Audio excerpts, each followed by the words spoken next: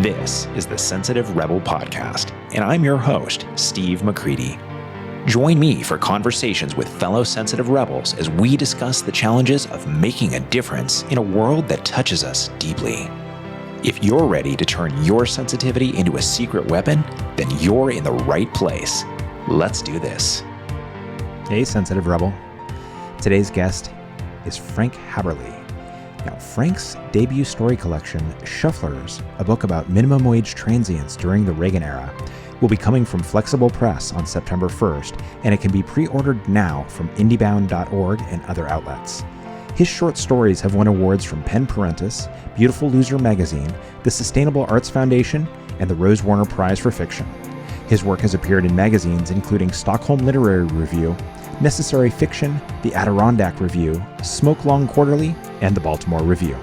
Frank works as a nonprofit administrator and volunteers as a workshop leader with the New York Writers Coalition and the Creative Center at University Settlement. He lives with his wife and 3 children in Brooklyn, New York. I was introduced to Frank by Milda DeVoe. She is my guest on episode 12, so you can go back and listen to that one. That was a fun conversation. And I really enjoyed talking to Frank. He's one of those folks who I think you could just sit and talk to for hours because he has so many interesting stories about the varied experiences that he's had throughout his life and a whole lot of lessons to offer from those. As you'll hear, a lot of those experiences go into and make up some of the foundation of his book that's going to be coming out in September. And rather than spoil any of that, I'm just going to get right into it. So here's my conversation with Frank Haberle. Frank, how you doing? I'm doing great. Thanks, Steve. Frank is an author, and we're definitely going to get into talking about his book that is not quite out yet, although he's got a copy of it in his hands. He was just showing it to me, and I'm really excited to talk with him about this book.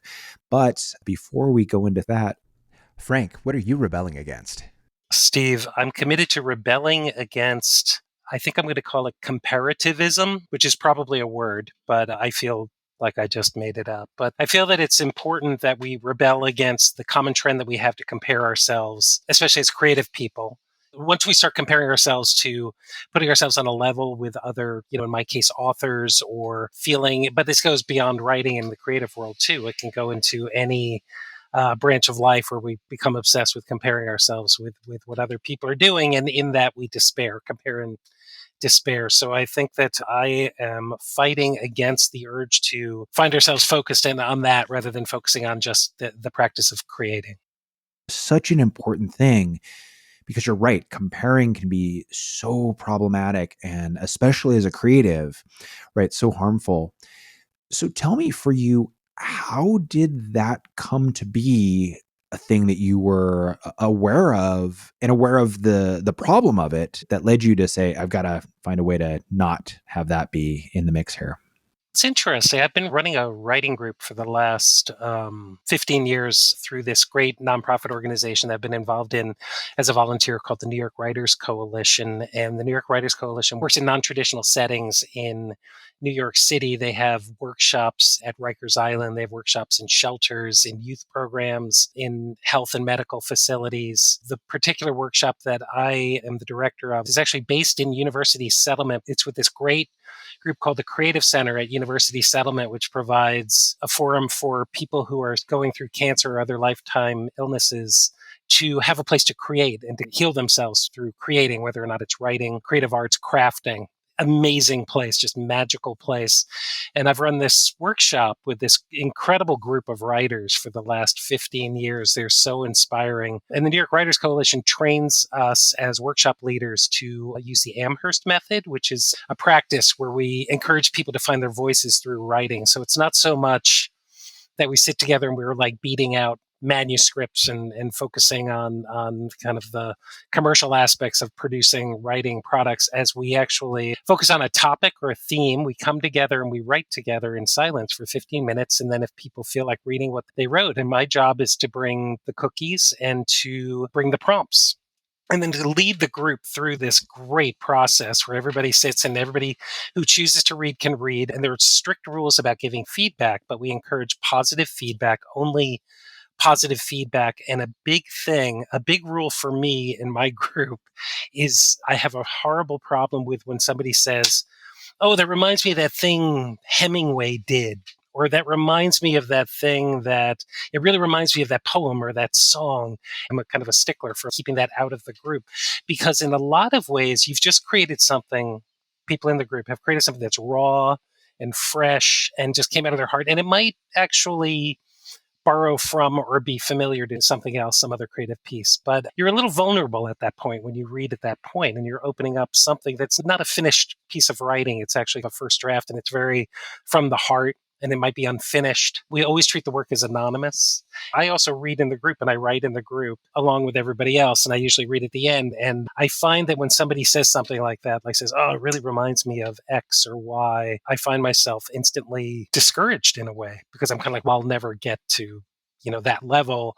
And it's almost like the piece gets measured in a way that I want to let it form and flow. I was doing a training for another person who came to the workshop who wanted to be a workshop leader.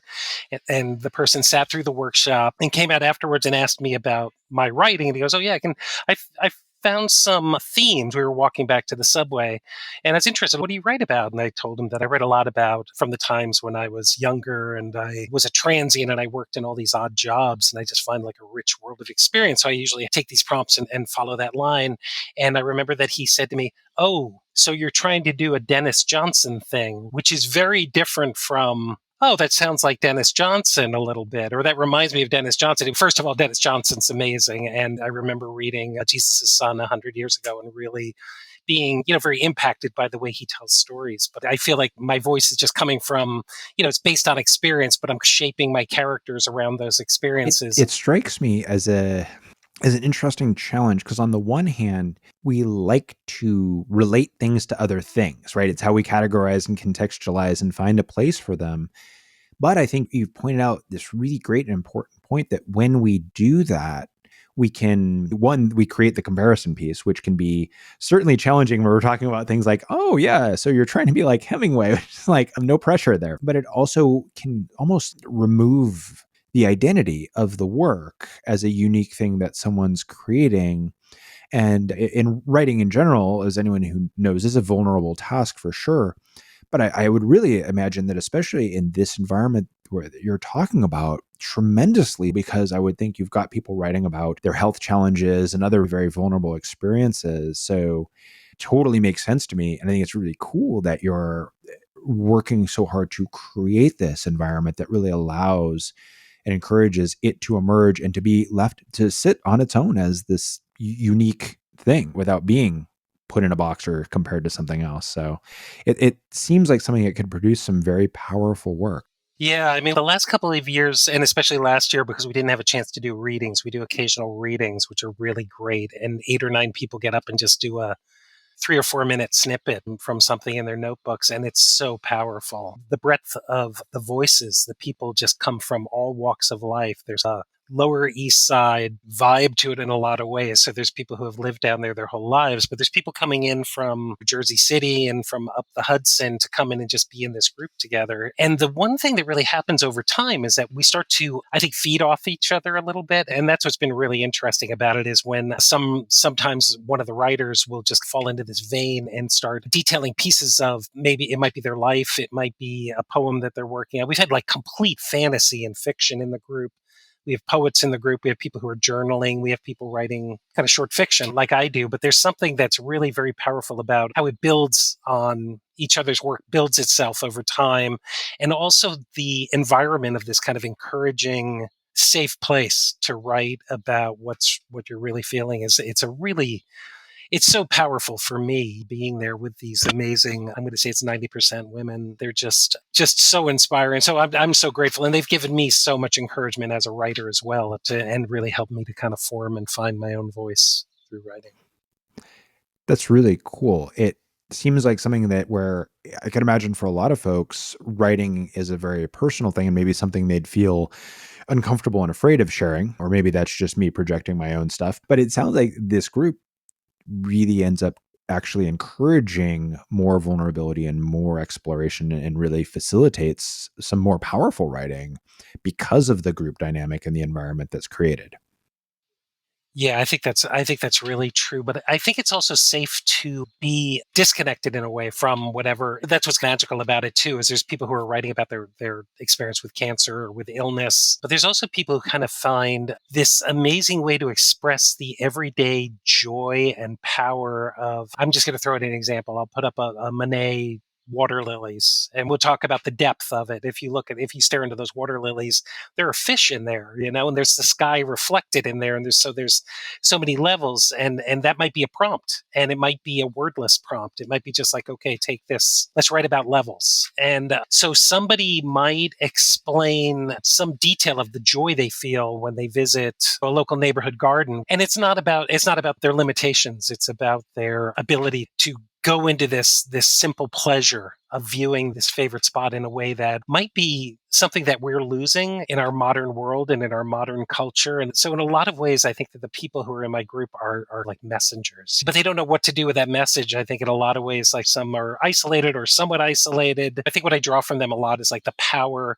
and the strength and the abstraction and the beauty of the everyday. And it's just really inspiring to be around. That's really cool. And yeah, when we can find that sort of inspiration in everyday stuff, that really is so powerful because it allows us, I think, to get so much more out of just the day to day of life, which is where we spend so much of our time. So that sounds really cool. Now, one question for those of us who are not New Yorkers, when you say Lower East Side vibe, can you give me a little bit more of an idea of what that actually means? Because this California boy is currently like, I'm not sure what he's talking about. We're going to start with CBGBs in my head, but because that's where my Lower East Side story kind of started in the 80s as a young man at that time. I'd grown up on Long Island, but it ended up in transplanted to the Boston area. And then I had this remarkable friend who took me down. This is the late 70s and just fell into kind of the punk scene and took me on these amazing journeys down to go to CBGBs and all these kind of new clubs. But I remember this just terrifying kind of fascinating world. I remember walking up St. Mark's Place, which is now gentrified, but back then there would be these 2 a.m. and there would be these kids hanging out on stoops with these incredible neon mohawks. And just, I mean, this world was just so powerful and rich. But the thing was, when I moved down to New York later in the mid 80s, and I ended up living on 21st Street, East 21st Street, and I just would spend all my time kind of wandering and kind of getting my courage to wander into different bars and different pool halls. And there was this old world. It's what we picture. I'm thinking of Philip Roth's Call It Sleep, this great book from the turn of the century, where he just talks about being a little boy in this world where there's just real tenement buildings, and they're still there. They're amazing. And all these different cultures that you just turn a corner and you're suddenly deep into a Hasidic community or a Chinese community or a new immigrant community. And there's just this kind of, I want to say melting pot is just like maybe too simple a word, but I just think that it's just this amazing, cool place. It was where a lot of the punk and the music and the energy was coming out of the basements of this place, but it was still also this amazing confluence of all these different kind of people. And it's been like that. I mean, this is where my great-grandfather, fresh off the boat from Ireland, ended up in 5 Points, which is Lower East Side, in 1848. And, every story comes through Ellis Island and the Statue of Liberty, but everybody at some point ends up on the Lower East Side, and then they end up in Brooklyn, and then they end up everywhere else. I never had the opportunity to go there, but I'm certainly familiar with CBGBs. I've heard about it enough. I'm enough of a music guy to recognize that. So thank you. That gives me a good picture of it. And what it sounds like is this real mix of diverse groups and interests and things. And in my experience, when you take that and you put it all together and you have the right sort of acceptance, it produces some really interesting, powerful stuff. And it can be a great environment to be in. And I think, it's in danger in a lot of ways right now. I'm drawn to work that's almost like historic preservation in a lot of ways, where they're drawing, that portrait of this landscape that's just maybe not there anymore, or it's in danger of not being there anymore. But every time you walk around a corner, there's another little pocket that's boarded up. And at the same time, we walk around and there's this 100-year-old candy store called Economy Candy, like around the corner from where I do my workshop, that is just out of the history books. I mean, it's really incredible. And the tourists are kind of onto it now, but it's just amazing to kind of wander into a place like that, or so many kind of landmarks and fascinating places down there. Let's talk some more about the writing, or more specifically, how it is that you came to be a writer and to become interested in writing. So let's go back to whatever point early in your story where it makes sense to jump in and tell me a little bit about your background and how that led to you getting into writing. Absolutely. I was very fortunate to end up at this amazing high school where there were some teachers there who were very challenging about writing. I will remember these guys who really sat us down and had us keeping notebooks and practicing the craft of writing all the time and just working on, not so much even on creative writing, just the practice of writing. And I remember, I'll say that at one point when I was probably 15, 16 years old, and all I wanted to be was the next goalie for the Rangers. I was a hockey goalie, and I was pretty sure that I was going to be the next Eddie Jockman, the goalie for the Rangers. But I will remember one day I walked into whatever the assembly was, and I'd played a hockey game the night before where I'd done really well, rarely, because I usually let up at least 12 goals. But one of the varsity coach, I was on the JV, and the varsity coach stopped me on the way and he goes, "Haberle, that was an amazing. I came and watched the last period of your game last night. You did amazing." So my ego just went, woo. And then one of the English teachers was kind of waiting to talk to me, and he said, "I read that paper you wrote last night, and you're going to be a writer."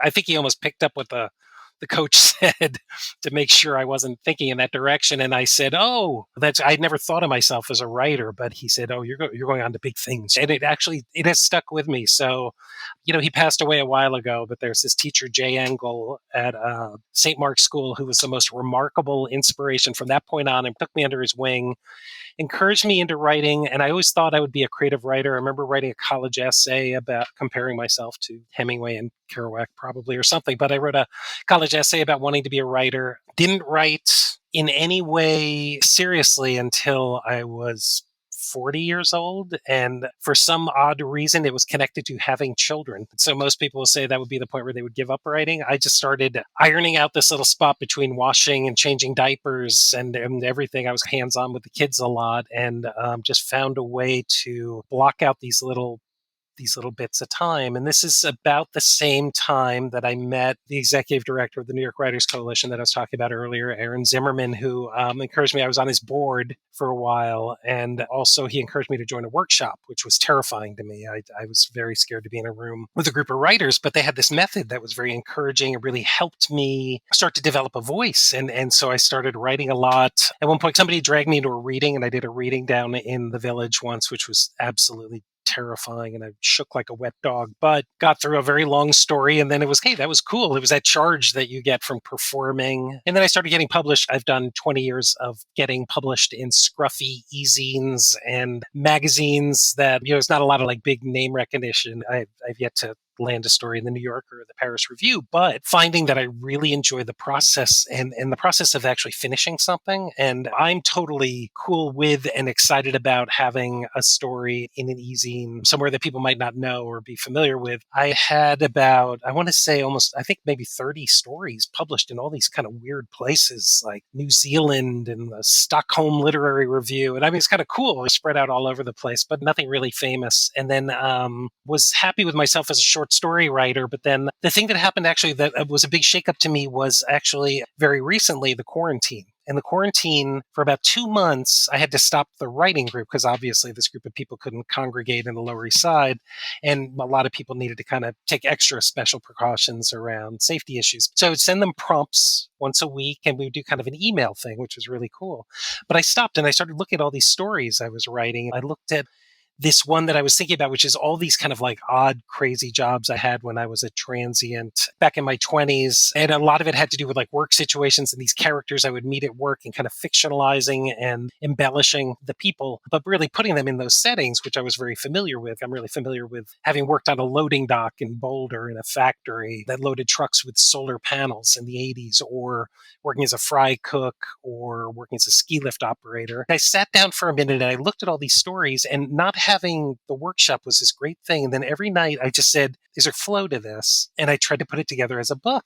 And I did. I got through and I sent it off to a couple of these kind of small presses, which were open. I sent them off, and this one publisher, I was very lucky that this publisher picked up this book that I worked, and he worked with me a little bit to smooth it out and to make it more consistent. So it's more novelesque rather than just a series of kind of static stories. So very recently, I've moved into this kind of novelizing this work and like trying to see what kind of puts it all together, which is really an interesting process. I would imagine so, and a good use of the pandemic and the limitations there to help you produce this big, more comprehensive work, which is really cool. Now, I know the book's called Shufflers, correct? Yes. And it's coming out, when is it? September? Is that right? It comes out September 1st. It's available for pre-order now, like in a lot of cool places. I'm pretty excited about it. Coming back to this introduction to the idea that, like, okay, I'm a good writer and maybe I have some talent here. When you were in high school and first really getting into the craft of writing, what did you enjoy or appreciate about it? Like, what was the experience like at that point in your life for you of writing? What did it feel like to be creating things? To me, it was really important to finish something. I was also surrounded by students who were incredibly talented writers and artists and everything else. I remember taking a creative writing class toward the end of my senior year, like my last semester. And the one time I actually read something was this thing that came out of a dream, and it had my deceased parents and all sorts of like lines of this thing that had really happened in a dream. But the trick of the dream, and I remember this story really well. And I remember feeling, and I want to go back to this thing about finishing it because it felt so good, was that I was coming out of this dream, and then my mother was shaking me awake, going, "It's just a dream, it's just a dream." And then I woke up. So it wrote itself out. It's pretty easy to write, actually, because I had just so much rich detail. And I remember reading it to the class, and there was this silence for a minute. And I was surrounded by these kids who were such good writers. And there was a silence for a minute. And then one kid looked at me and said, "You need to be frickin' psychoanalyzed." And that was it. That was my feedback for the moment. So, in a lot of ways, I said, "Oh, I'm not going to read anything in front of anybody ever again." But on the other hand, like that little sliver of it, in a way, it was a sliver of encouragement, that you're just going to tell your own story and finish the story. And while my life got very detoured for, a good 15 years after that, I ended up going back into this wholeheartedly. But I always take it back to that moment when I was probably 18 or 19 years old and very vulnerable, and felt that I'd finally finished something that was representative of what I wanted to be writing.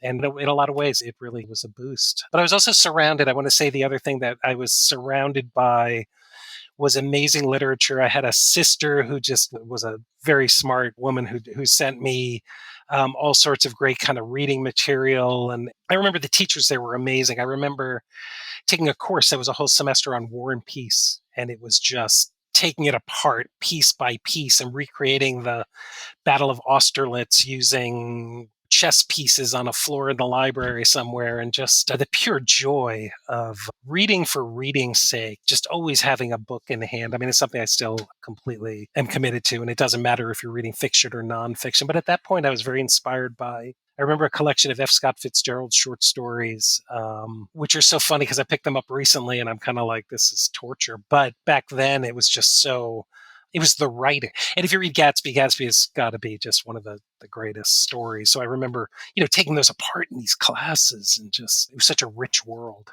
So there's something I think I'm hearing here in the with the words and what was being created by the combination of these words that was really powerful to you, and then to be able to take it and dissect it. It's like the literary example of almost taking some great piece of architecture and then like deconstructing it down to see how it was built or how it was created, as it sounds like how you experienced this.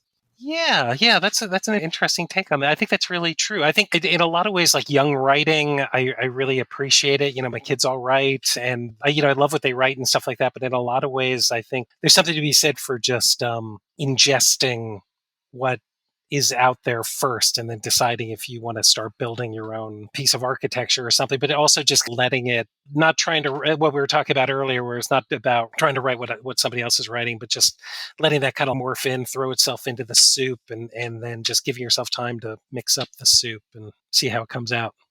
I want to come back to this point you've made a couple times about, for you with the writing, there was something about finishing that was really meaningful and impactful to you. Tell me a little bit about that. Like, why was that such a big deal to you? Is that something that had been problematic up to then, or what does that connect to? Yeah, I had a lot of problems as a young man. I was withdrawn in a lot of ways. I did not have a lot of confidence speaking. speaking is still is a challenge for me, especially in front of a lot of people, but it's a challenge I now enjoy a lot more, kind of taking on. But I would avoid any kind of moment where I had to do like a presentation in school where I had to get up and speak. So I think that was a kind of thing where I think in terms of finishing things, struggled in school, struggled finishing papers. I remember turning in my 10-page papers and they were 4 pages. And this went on into my brief forays into college, definitely into connecting with people. I think that I was always charming and a nice kid, kind of a gentleman in a lot of ways, but I just really had a hard time with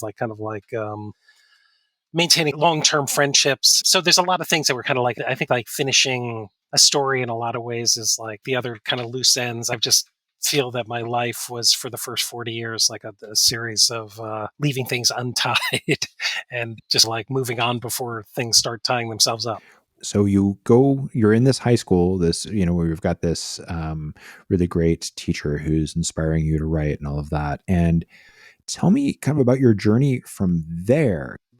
I don't mind sharing that I had struggles with alcohol and other things that were just way too available to me. I also was not from the traditional background that most of the kids I was in this high school with were from. I mean, it was a very, very nice boarding school in Massachusetts that I ended up in, but I ended up there. My parents had died when I was young and I'd been separated from my family and from my traditional home and kind of ended up living in these schools. And I think in a lot of ways, I had to develop ways to kind of almost mask what was behind me in order to function even on a lower level in this amazing academic institution. I think in a lot of ways, I became a chameleon. I just became, like I said earlier, kind of a charming gentleman preppy, even though I was really not from that background. I was from a Irish family. My dad worked in a grocery store on Long Island for most of his life. And so the structure... I'm sorry to interrupt, but I totally want to interrupt you here because there's a lot of cool things there that I want to inquire a little bit more about, because I'm hearing this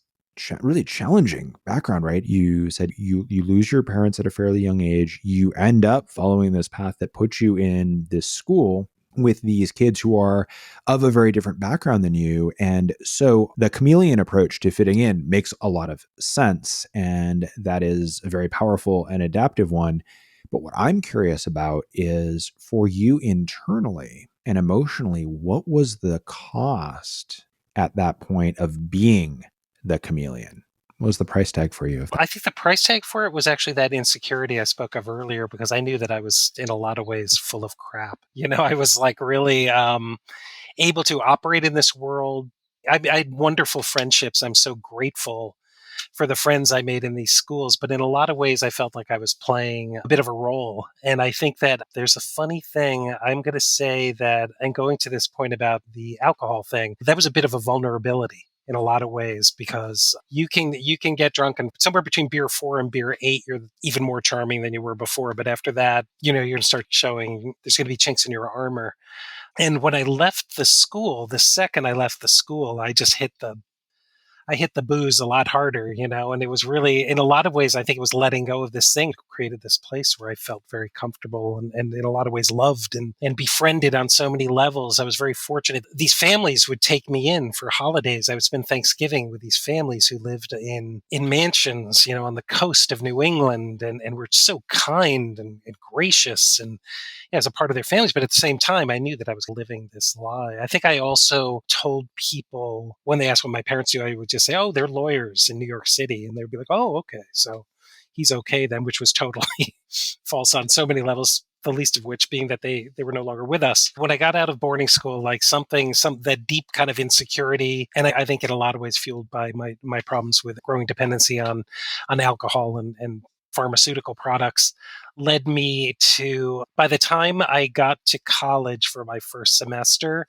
I was a wreck and did disastrously. I went to Gettysburg College, another great school, totally different world, very middle class in a lot of ways. And I really went there to play lacrosse. I thought I was going to just be on the lacrosse team and I was going to be a goalie, and it was going to be great because I'd been a goalie in lacrosse back at St. Mark's. And I got recruited, and I was a third string goalie on this incredible Division III lacrosse team.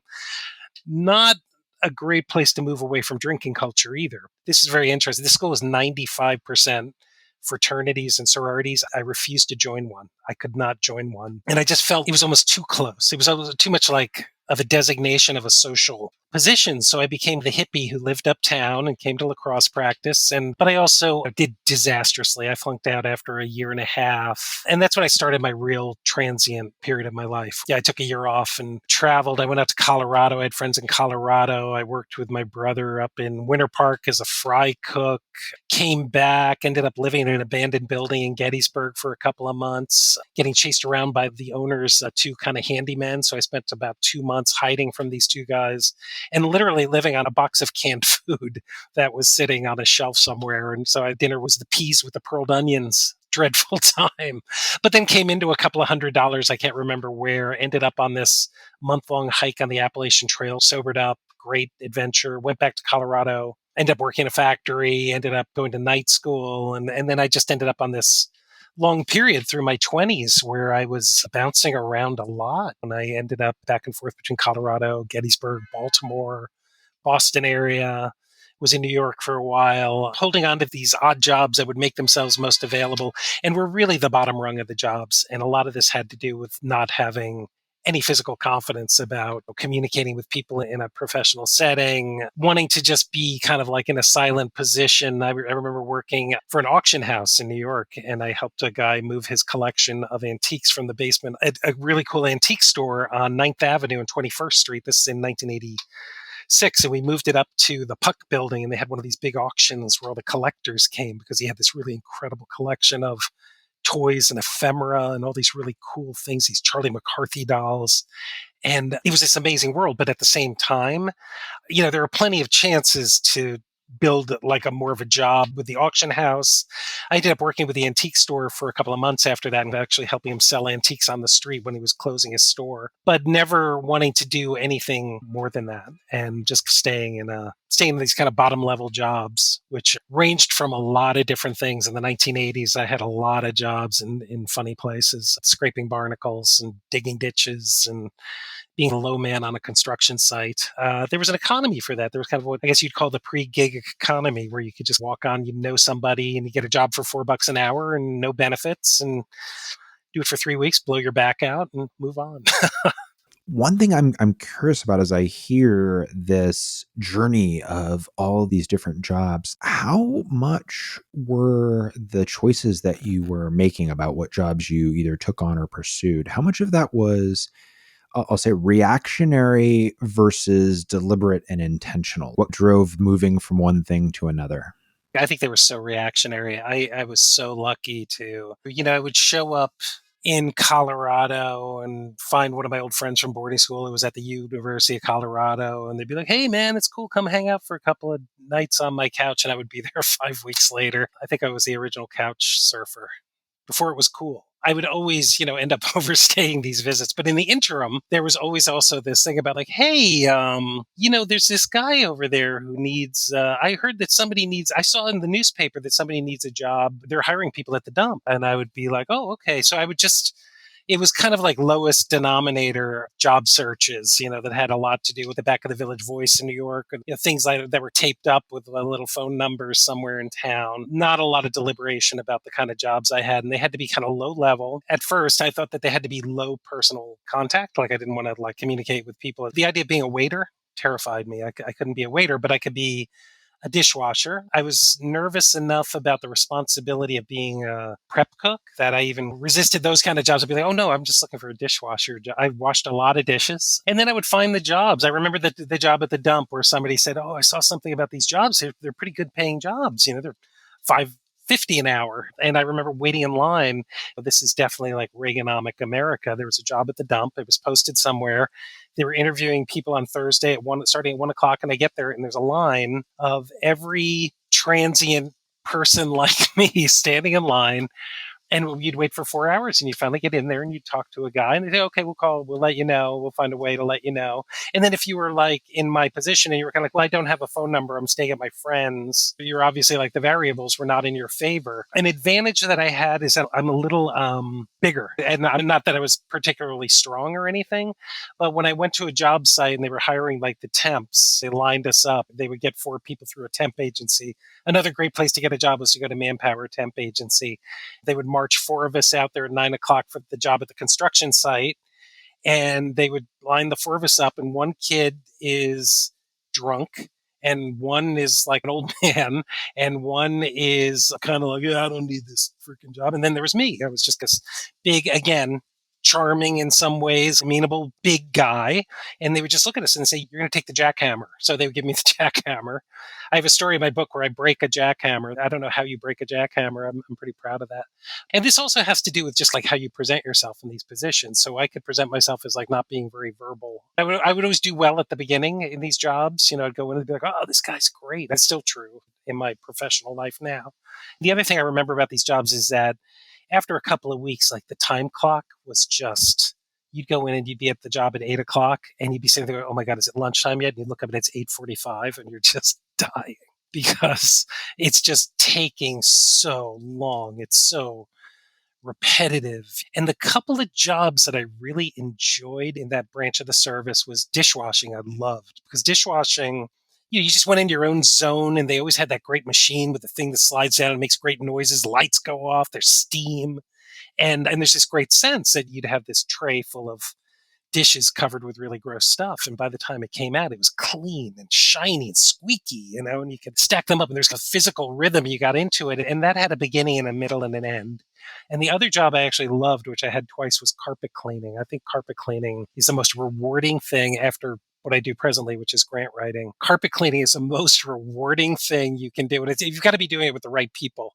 If you're working with somebody who's fun and you're in there and you're in a diner at 3 a.m. and the guy's figuring out how to work the hot chocolate machine and going, hey, buddy, you want a hot chocolate? And you're playing country music and you're disassembling the booths, and it's just beginning, middle, end. You go in, you get your job done, you get out, you go to the next place. I love that job. I'm curious about the decision to be seeking out jobs that were low people contact. What was driving that for you?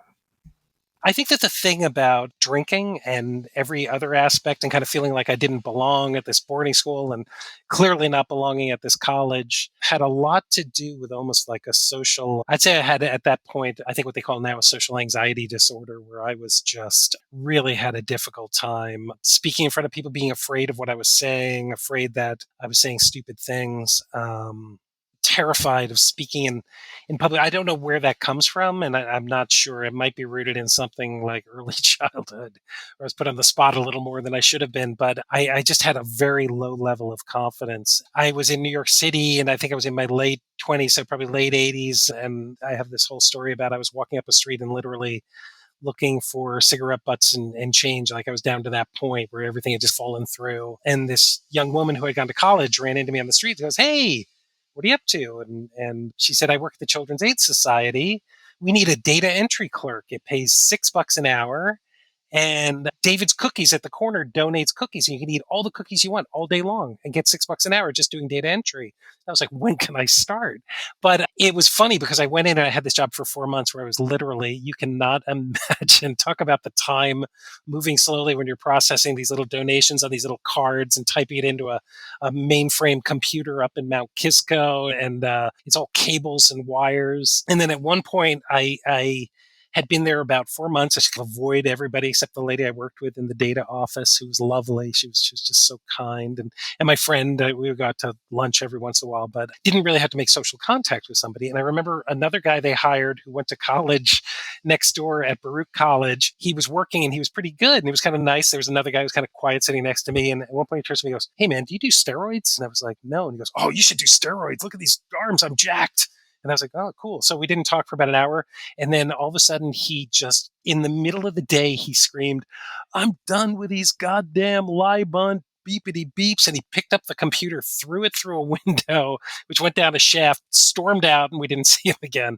So that was like the example of the high extreme of the emotional toll this job took on people, especially those on steroids. What happened to me was I started correcting the letters. And this goes back to this thing about writing. I was looking at these letters and they were like terrible.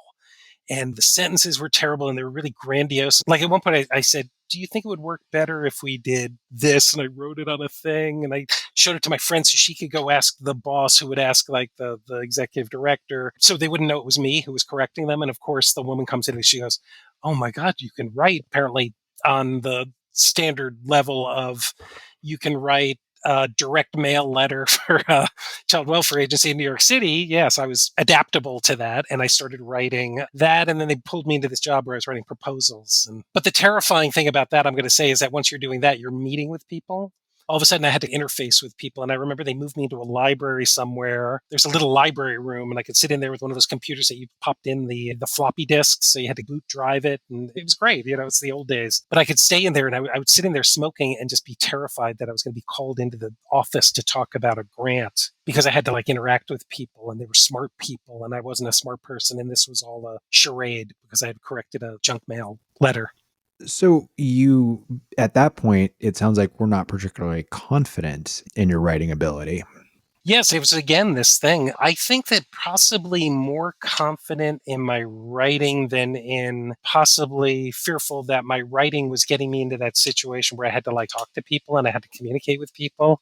And that was terrifying in a lot of ways. So that your writing skill was going to put you into a situation that was beyond your interpersonal capability. Yeah, it was almost like this is getting me into trouble. So there were two things. I could have walked away, and I tried to walk away, I remember, and then they offered me another job, and somebody talked me into staying there, and I stayed there 5 years at the Children's Aid Society in their development office. And I managed to stay there 5 years and just bluff my way through it. But I remember that the two things that really affected me, the first was that I had to make a choice. Either I can walk away from this or I can just drink myself to a point where I can keep doing this. And I will tell you honestly, I'm not proud of it, but I remember going in there at 9:00 in the morning, probably still drunk because I was just out every night and just really, at that point, the problem was culminating. But also the other thing that really impacted me was this was a time in the late 80s when this situation with families experiencing homelessness in New York City just had exploded. AIDS was exploding. The drug epidemic and violence were the city was just in mayhem. And the big thing that happened to me was one day, one of the people who worked in my office came and she goes, "Hey, I'm volunteering at the Prince George." I'm going to use the phrase that I think is antiquated now, but they called it a welfare hotel. The city had rented out these big old dilapidated hotels in Midtown and just loaded homeless families into these rooms and just gave them a room and said, "Okay, the problem's over." So the Children's Aid Society at that time was moving into the Prince George and a couple of these other hotels and providing services, providing building clinics in them, developing a transitional program for people to transition into tier 1 and tier 2 housing and kind of move toward permanent housing again. But I remember that she talked me into walking in there. And I just remember trying to get my courage up to walk into this building and into this ballroom where there were all these children who hadn't been out and couldn't go out and had been living there for months up in these rooms. It was terrifying. It was really scary. I remember that the noise that came from the room when I was walking toward the ballroom, when you think of a room full of children, you think of a noise that's kind of high pitched. It's "Ah, yeah, yeah." And the noise that was coming from this room was like a woo, woo, woo. And I remember then opening the door and being so shocked that there were all these kids kind of running around, God bless them, acting out, bouncing off walls, throwing basketballs at each other, throwing food around, screaming, crying. And our job was to take them out on field trips. So we would take them to the park on the subway. And that to me impacted me emotionally to a point where I felt that the work I was doing was really important. So I was able to hold on to this job for 5 years, just enough. And it was important. But after 5 years, I also took off again. All of a sudden, I just put everything out on the street and I took off for Alaska and I was off on another kind of 2-year transient period before I came back to New York again. In this job, what I'm hearing is that it was actually the interpersonal aspect of getting exposed to these children, connecting with them and such, that was actually what got you to stay in the job, which I find interestingly ironic when you've talked about how much you tried to really avoid the social aspect of jobs up to that point, even though it turned out to be, it sounds like, a really powerful force in a positive way. I think so. I could really describe this moment and that moment I talked about when I walked in. And I remember this little girl, I can't remember her name, probably 7, 8 years old. And they said, okay, the person who ran the volunteer program was taking us on a field trip. And they said, okay, Frank's going to be your tutor. And the girl looked at me and said, "You're going to be my tutor?" And I said, yeah. And she reached up for me and I reached down and she climbed up onto my hip. And this is not for any other reason than because this kid was just, who knows what she'd been through, but she was living in this just incredibly impossible situation. And I remember that she sucked her thumb and was on my hip and wouldn't let me put her down. And we took them on the subway to Central Park. I can't remember. I think we had a thing at the carousel. There was this group of kind of volunteers taking this group of kids. And so you had to watch a little cadre of kids. But I remember just having this kid, and she was a bigger child. And I remember being so impacted by this because I really was not familiar with kind of, I'm going to say, not comfortable with holding people and being that close to somebody, but this kid kind of needed somebody so badly at that moment. And I think that moment in a lot of ways really changed my trajectory because I suddenly realized like the value of this work, and I was willing to fight through it and fight through my ridiculous kind of shyness and paralysis about speaking in front of people, almost kind of self-medicate in order to keep myself in there. I remember I would just work 60 hours a week. I would go in on Saturdays. And then another thing that was very interesting at that time, I had a friend who talked me into going down. This goes back to the Lower East Side. On Sundays, we would cook a big meal on Saturday night. And then on Sunday, we'd bring it into Tompkins Square Park. And we just had this kind of mobile soup kitchen that we just invented. And we would sit on a bench and we'd put out charcoal and we put a big pot of this soup and the rice.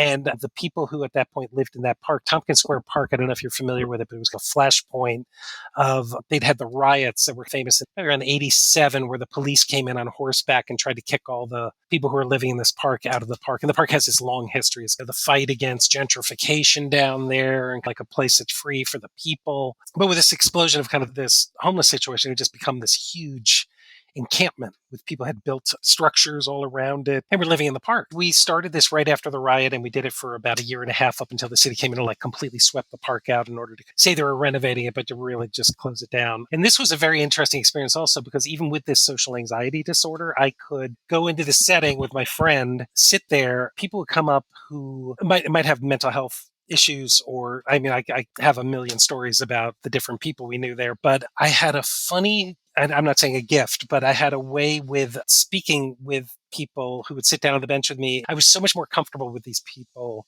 than I was with the people who were up in the office of the charitable organization I was working with and kind of the professional world. But this was, for some reason, I just connected with so many people in this park. It was such a revelation in a lot of ways. As I'm hearing you talk about this, I'm thinking about things we've talked about so far. And I'm thinking about one, this chameleon aspect of yourself that you've talked about. And two, all of the different jobs and experiences and things that you'd had along the way. And then I think about this girl and your experience with this girl who so clearly needed connection and needed support. And I can imagine the chameleon part of you going, okay, well, I need to provide that, even though this is uncomfortable to me. But by doing that, put you in a position to actually experience connection in a way that you hadn't, the same way that these jobs that you'd had and the chameleon could have given you a relatability for these folks you were encountering in the park to be able to connect with them. And so almost ironically, in a sense, that this part of you that you had developed as a protective adaptive mechanism ultimately also provided a vehicle to help combat that social discomfort. I don't know if I'm stretching it there, but this is my brain connecting dots, but I'm curious what you think about that. I just couldn't manage like the formality of speaking at a table with like program people from this organization, or the thought of speaking at a board of directors meeting when I was called on. Paralyzing fear of that. But I did pretty well in other settings. I was very comfortable in the setting we just spoke about. And also I was really, when I was connecting with people in these different kind of workplaces, I was completely in the prior workplaces where I was pretty high functioning in those worlds, but I had this incredible, I don't know what the block was, and I think that part of the vulnerability is I really do think, I have a thing about like alcohol and alcoholism can be itself it's almost like it has its own personality. And I think that it figures out ways to sabotage you in order to keep you drinking.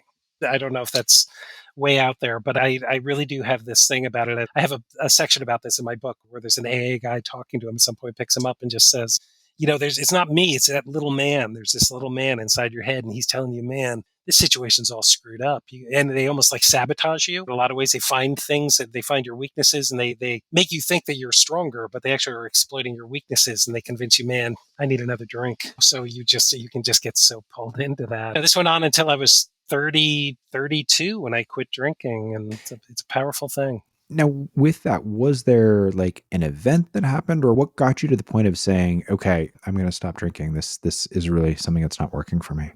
Yeah, that's funny. What had happened was that I was there in New York and I just burned myself out on this job. I was just working way too hard and just taking on everything, and met somebody who was on her way to Alaska and wanted me to come along. And I was just kind of like, oh yeah, sure, I'll meet you in Alaska. And I actually literally took everything, put it out on the street, and got my backpack. I did a lot of hiking in my younger years, but it'd really been like 10 years, and went out, met this person in Alaska. We went to Denali. The person was also a hard drinker. So, we would go hiking in the wilderness, but then we would go back and just get plastered at some bar somewhere. We did not connect. So there was a lot of like tension building with us. And I remember just going through these kind of scenarios that were just these drunk bar things that would happen at a pool table. And there was always like this danger that I was about to get seriously beaten up by some fishermen or something because of something this person was doing. And that person left, had to go back to their job. And so all of a sudden I woke up in a tent one morning in Alaska, hungover. I was by the Chena River, which is up by Fairbanks. And there was a dredging machine next to me. And, I look out and there's just mosquitoes everywhere outside this tent, totally hungover. The dredging machine is making this incredible sucking noise. And I remember waking up one morning just being like, man, you can't do this anymore.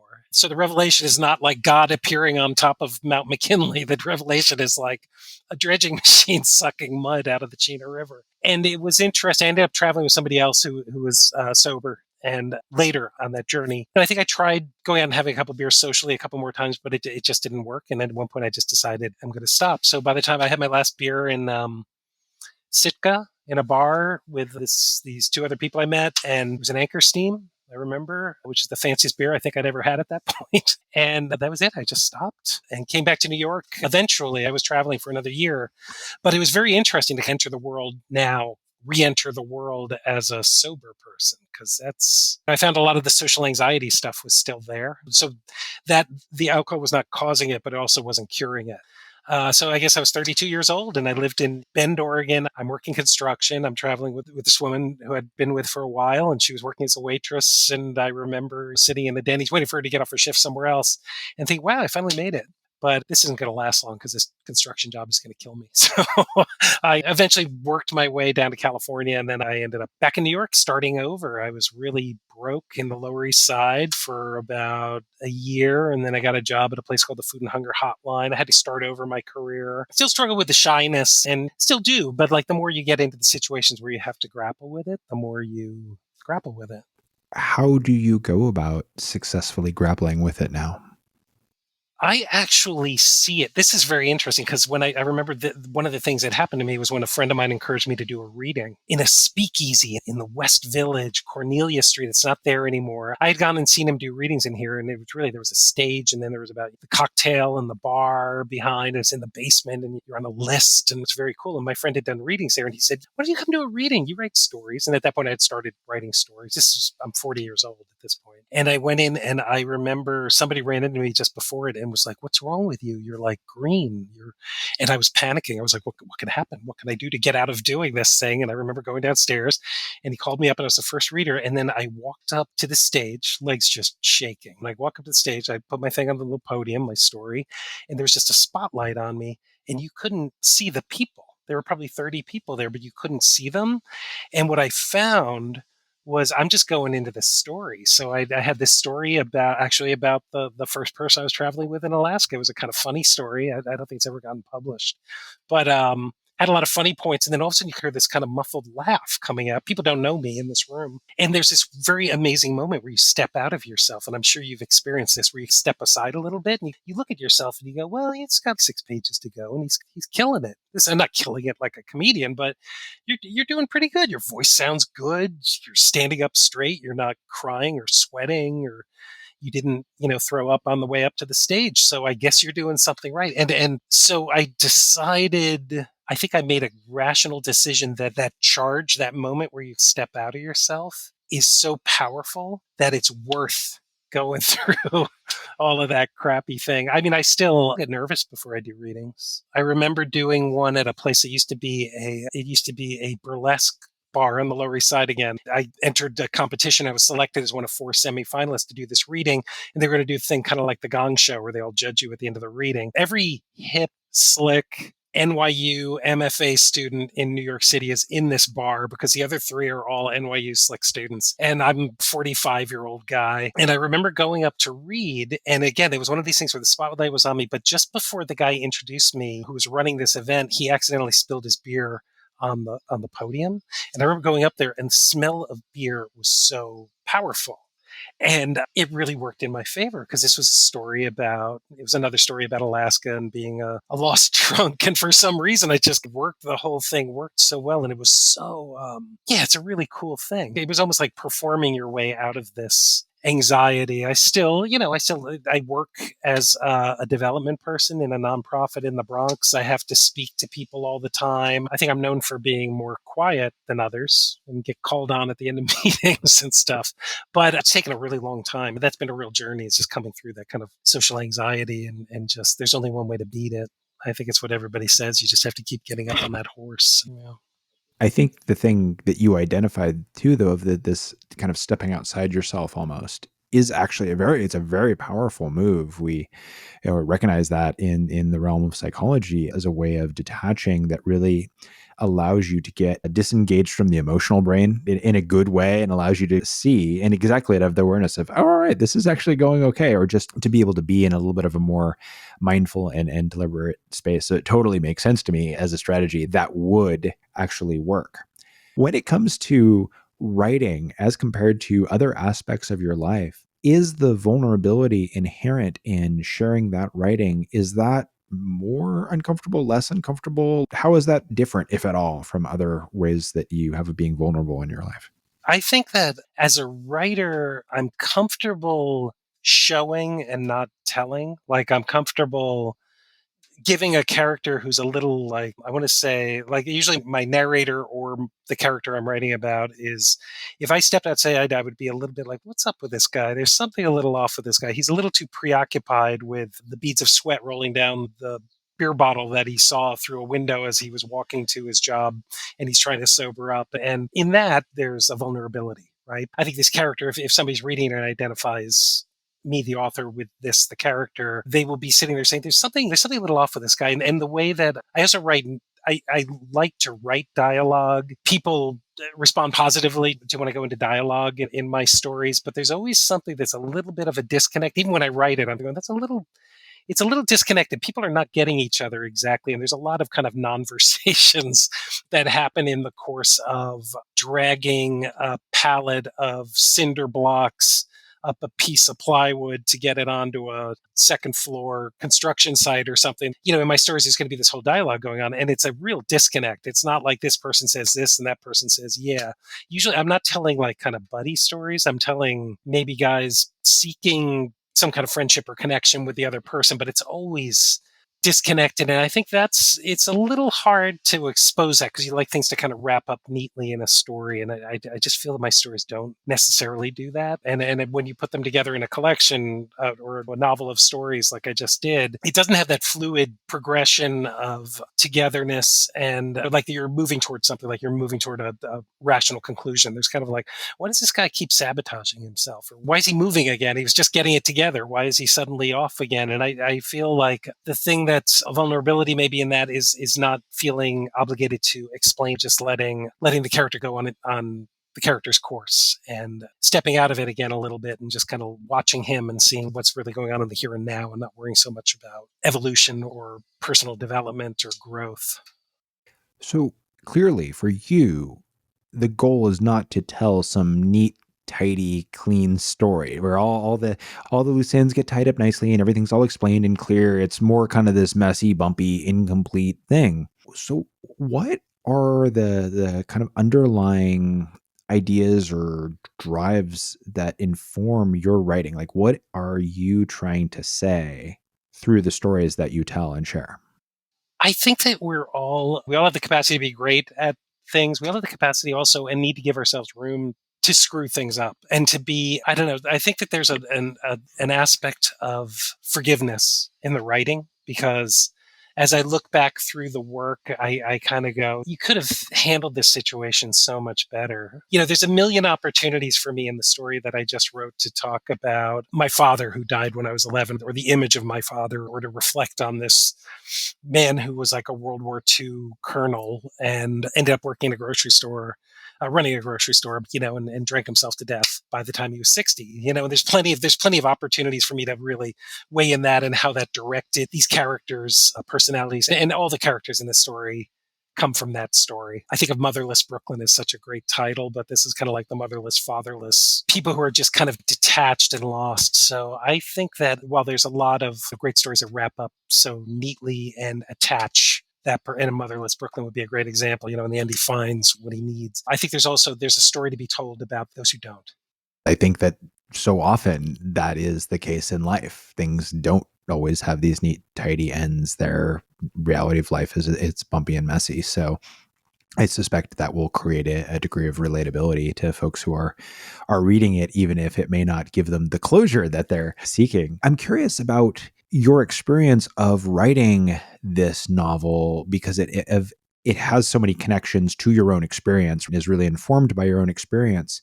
How has it changed the way you see or think about that piece of your life, if at all?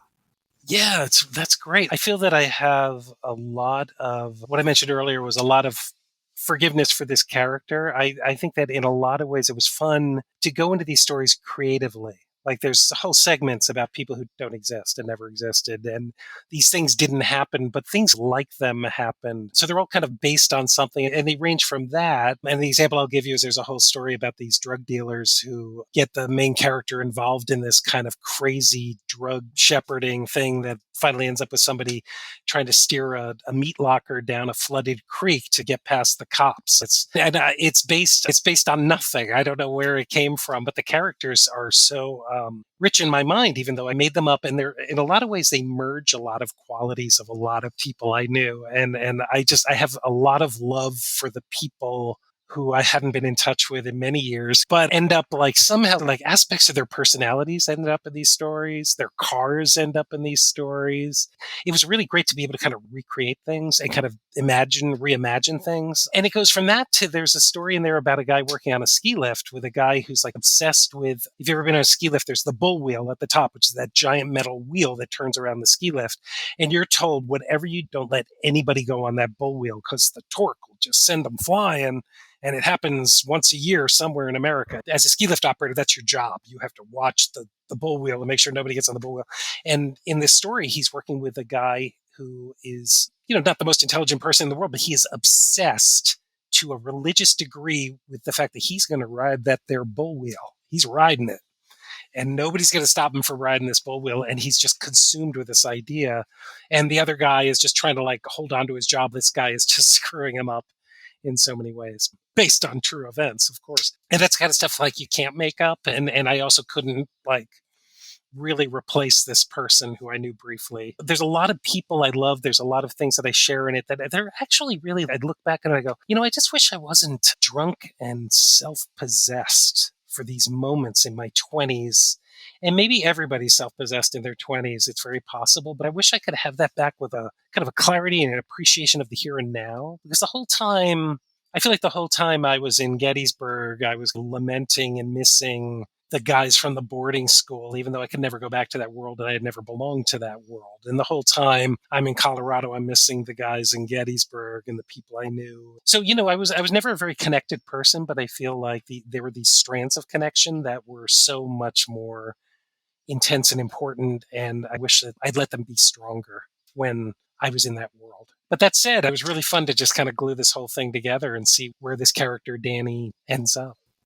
The more I hear about the stories in this book, the more excited I am to actually read it, because it sounds like there's going to be just so many different little interesting things to be found in it. I'm just imagining some of these things in my head. I'm really looking forward to reading about all of this.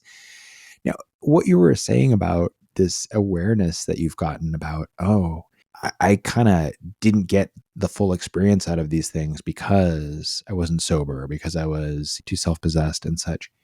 Is that something that informs how you engage in the world today with people or with things or just with your day-to-day life, would you say? I feel like children, and you know this as a parent too, I think once they come along, you've got two choices. You can continue to be, I could have said, oh, my writing's too important. Or we see this every day. I was sitting in a restaurant the other day and a little boy is sitting next to the mom and dad, and the mother's just on the phone. And the boy's going, Mommy, thank you for helping me with that sentence I was having a hard time with. And she's not looking up. She's just doing this. It's like, Mommy, can we go? I wanted to just get up and hug this stranger's kid in front of his mother. I'm not totally criticizing that, and I can't because I'm, especially now in this Zoom world where I have two jobs and my wife has a very intense job and we're balancing this even though our kids are older now. But I think when the kids came and, kind of when they put them, I remember my first daughter and they just put her in, my wife had to have a C-section and so it was down and out for this moment. They put this little thing in my arms, terrified of children. Honestly, that story is very much an outlier, that story about the girl from the shelter, but terrified of holding this kid, not dropping this kid. Oh my God, I'm going to have to change this kid's diaper. And you can make a commitment at that point. And so I think that stepping away from, I think in a lot of ways, I became a lot less kind of self-possessed and just became fully committed, probably overly committed to what became these three little people as they marched on. And the rewards for that are so great. We haven't been commercially successful. Our family, we've lived in a rental apartment, my wife and I, for 30 odd years, almost 30 years in this apartment in Brooklyn. It's a small rent stabilized apartment. It's tiny. We're climbing all over each other. My kids are now 20, 18, and 15, but we have this bond, and it might be partially because we're so like living on top of each other that I just think is where my mind wanders more to them and what they're doing and what I can do with them and just how I can hang out with them is really like a just much bigger obsession to me than how do I get my own personal spare time to work on my next novel. I would much rather, when I write, I'm usually writing either at 12 o'clock at night for 30 minutes until I fall asleep, or I'm, in that writing group, filling notebooks, which is impossible because you have to get them out of the notebooks. But What do your kids think about your writing and the fact that you're a writer? they're very supportive. They've come to the readings I do. They're massive consumers of like YA literature and up to classics. My oldest is an English major at Fordham and is taking a really cool course on the Lord of the Rings right now, like the master's level course. I mean, it sounds really cool. But I think that they're supportive of my writing. They were very excited. It was very funny when we came back from a vacation this week and there were two packages sitting there, and one was my daughter who just graduated from high school, her Mandarin teacher bought her this beautiful, enormous copy of the complete Harry Potter collection in Mandarin. And it's beautiful, this beautiful brown book sitting over there. And so we pulled that out of the package, and then I got my book, and so I got the first copy of my book. And I remember the two of them were sitting there, and the kids were like, "Oh, Dad, that's so great. Look at your book. The boots on the cover look so cool." And then they just took the Harry Potter, and the three of them sat there for 4 hours. I was going like, "Doesn't anybody want to leaf through my book?" But I'm okay with that. I'm very comfortable with that. I'm not sure my writing style and what I write about is as interesting to them as I think they appreciate that I write. I could see that at the point at which at their life relative to the content of what you're writing. For you, what do you find most difficult and challenging about the process of writing? I've never been very tolerant of the argument that, because there's a very common argument about, oh, I would write if I had the time. I find the hardest part might be because I feel like you just have to make time. I'm not as busy as everybody, but I've got, two jobs, 3 kids, running around doing volunteer stuff, and I could certainly not write and feel okay not writing. But I feel like the first thing is you have to get into a practice. You don't need to go to a writing studio, and wonderful if one were to have that, but you need to find a little pocket in your day. And I think that the practice of writing has helped me with my social anxiety disorder in a lot of ways, because I find myself a lot of it has to do with cogency and clarity and helping me to get words assembled in a proper structure before I speak them or as I speak them. I have no patience really for that argument, though, that there's when would I write, or I would write a novel if I had time. Or the thing I always think about is when I'm on the subway and I look around the subway, and I work in the Bronx, there's an hour and a half away. And I read a lot on the subway. I don't write on the subway, but when I sit in the car, say there's 20 people, there's 15 staring at their devices.